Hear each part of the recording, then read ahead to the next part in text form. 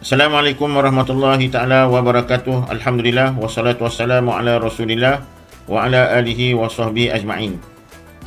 Sidang pendengar yang dirahmati Allah, Ramadan terus berlalu dan kita berada di fasa yang ketiga daripada bulan Ramadan.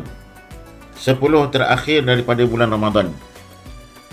Sesungguhnya Allah Subhanahu Wa Taala kurniakan kepada umat Muhammad keistimewaan malam Al-Qadr ataupun Lailatul Qadr tidak dikurniakan kepada umat-umat yang terdahulu.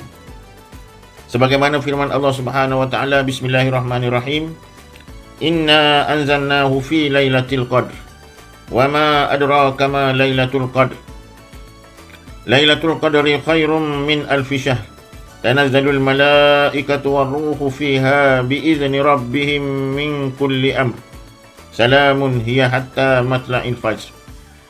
Sesungguhnya kami telah turunkan Quran pada malam Al-Qadr. Tahukah kamu apakah ia Lailatul Qadr? Lailatul Qadr itu adalah lebih baik daripada 1000 bulan. Pada malam tersebut, para malaikat dan roh, iaitu malaikat Jibril, turun dengan izin Tuhannya untuk mengatur semua urusan manusia. Sejahteralah mereka yang menemui malam Al-Qadr sehingga terbitnya fajar. Sidang pendengar yang dirahmati Allah, apakah yang dimaksudkan dengan Al-Qadr? Menurut Imam Al-Hafiz Ibn Hajar, pada malam tersebut, malam yang mengandungi kedudukan yang mulia kerana diturunkan padanya Al-Quran. Para malaikat turun berbondong-bondong ke dunia. Pada malam tersebut dilimpahi dengan keberkatan, rahmat dan keampunan. Berolehlah kemuliaan kepada mereka yang menghidupkan malam tersebut dengan melakukan ibadah kepada Allah Subhanahu Wa Taala. Apa kelebihan dan keistimewaan malam Al-Qadr ataupun Lailatul Qadr? Pertama, malam tersebut adalah diturunkan Al-Quran daripada Lauh Mahfuz ke Baitul Izzah di langit dunia sekaligus. Yang kedua, mereka yang menemui malam Al-Qadr dan melakukan ibadah, sembahyang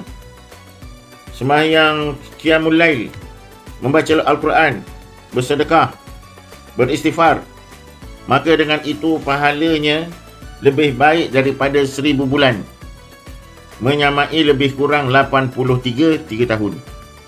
83 tahun. Yang ketiga, malam tersebut dilimpahi dengan keberkatan. Sebagaimana firman Allah Subhanahu Wa Taala, Inna anzalnahu fi lailatin mubarakatin inna kunna munzirin. Sesungguhnya kami menurunkannya pada satu malam yang diberkati, dan sesungguhnya kamilah yang memberi peringatan. Keempat, pada malam tersebut turun para malaikat berbondong-bondong dan turunnya Jibril alaihi salam. Sebagaimana firman Allah Subhanahu Wa Taala, Tanazzalul malaikatu warruhu fiha biizni rabbihim min kulli amr.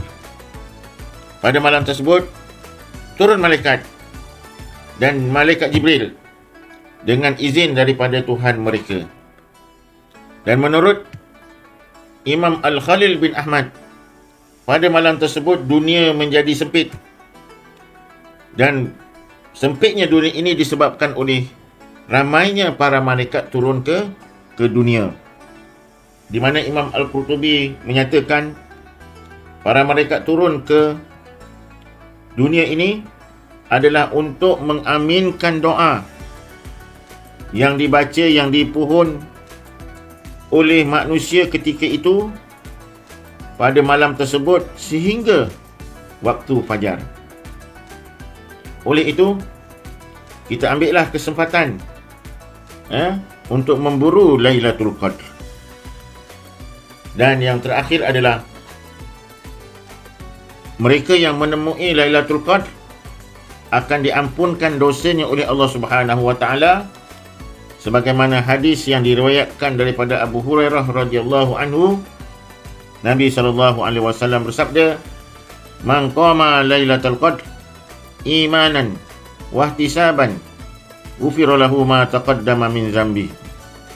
Barang siapa yang menghidupkan malam Lailatul Qadr dengan penuh rasa keimanan dan mengharap pahala daripada Allah Subhanahu wa taala, maka dosa-dosanya yang telah lalu akan diampunkan oleh Allah Subhanahu wa taala. Allahumma amin. Mudah-mudahan kita akan menemui malam tersebut.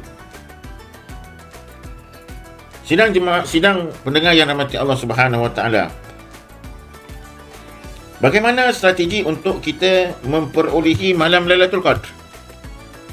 Nabi SAW bersabda daripada Aisyah radhiyallahu an.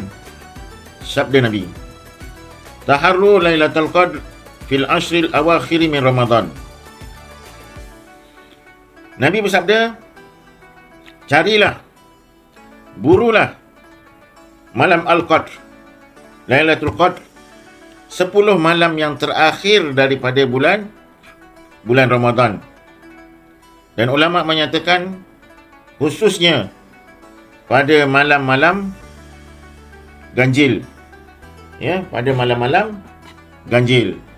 Seperti malam 21 Ramadan, pada malam 23 Ramadan, pada malam 27 Ramadan. Dan sebaik-baiknya adalah kita berusaha untuk menghidupkan 10 malam yang terakhir dengan melipat gandakan amalan dan bagi memastikan diri kita ini tidak terlepas daripada memperolehi Lailatul Qadr. Sidang pendengar yang dirahmati Allah Subhanahu wa taala, apakah gerak kerja kita untuk kita lakukan pada 10 malam yang terakhir? Adalah junjungan besar Nabi Muhammad sallallahu alaihi wasallam, "Iza dakhala al-ashru ahyal laila wa ayqaza ahlahu wajada wa shadda mi'zar." Adalah Nabi apabila masuk saja 10 malam yang terakhir, baginda akan menghidupkan malam dengan beribadah, mengejutkan ahli keluarganya, dan baginda akan mengetatkan kain sarungnya. Dengan kata lain, baginda akan menjauhkan dirinya daripada mendekati isteri-isteri baginda. Dan baginda akan bersungguh-sungguh melakukan ibadah 10 malam yang terakhir, melebihi kesungguhannya pada bulan-bulan yang lain. Yang keduanya adalah kita berusaha untuk menghidupkan 10 malam yang terakhir. Yang pertama adalah dengan kita melakukan solat secara berjemaah. Solat maghrib berjemaah, solat isyak secara berjemaah. Maka dengan itu adalah paling minima untuk kita dapat malam Lailatul Qadr sebagaimana yang diungkapkan oleh Imam Ibn Rajab Al-Hambali dan sebahagian daripada ulama mazhab Syafi'i. Paling minima adalah kita mendirikan solat isyak secara berjemaah dan sembahyang subuh secara berjemaah, dan kita berusaha untuk kekalkan solat sunat tarawih secara berjemaah, kerana innahu man qama ma'al imam hatta yansarif kutiba lahu qiyamul lailatin. Sesiapa yang mendirikan solat tarawih bersama dengan imam sehingga imam beredar, iaitu selesai, pahalanya seumpama dia mengerjakan qiyamul lail semalaman. Sebab itu tuan-tuan sidang jemaah yang dirahmati Allah Subhanahu wa taala, kita berusaha untuk menghidupkan 10 malam terakhir ini dengan bangkit melaksanakan qiyamul lail. Menghidupkan malam dengan mendirikan sembahyang sunat taubat, sunat tahajud, sunat hajat, dan ada kemampuan kita melaksanakan solat sunat, solat sunat tasbih. Kerana apa? Allah Subhanahu wa taala akan turun pada setiap malam ke langit dunia 1/3 daripada malam Dan Allah Subhanahu wa taala akan berfirman, sesiapa yang berdoa kepadaku, nescaya aku mengkabulkannya, dan sesiapa yang meminta kepadaku, nescaya aku akan memberikannya, dan sesiapa yang memohon keampunan daripadaku, nescaya aku akan mengampunkannya. Dan yang terakhir adalah iktikaf.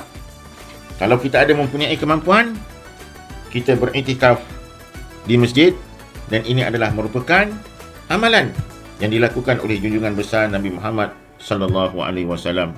Ayo, jangan lengahkan masa.